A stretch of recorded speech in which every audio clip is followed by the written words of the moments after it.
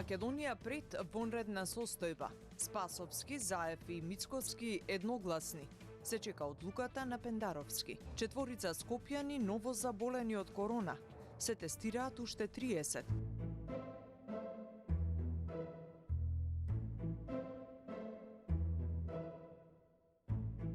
Секако, уште еднаш ја поздравувам одлуката на владата да побара воведување вонредна состојба.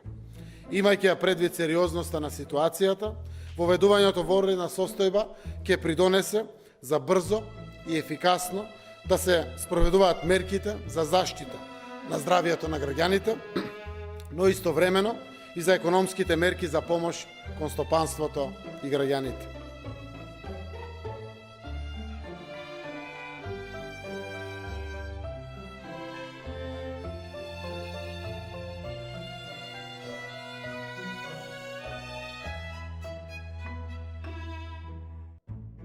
Јас не сум приврзаник на вонредна состојба, иако давам многу поелегантни, поефикасни начини на одлучување. Сите сме навистина потенцијално со можност да бидеме заразени во периодот кој што доаѓа. Гледате денеска, денот се разбудивме, бројките се навистина до плафон насекаде во светот, а и кај нас, богами.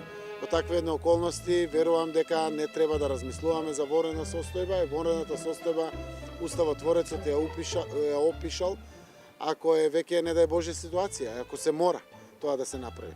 Така да парламентот треба да работи.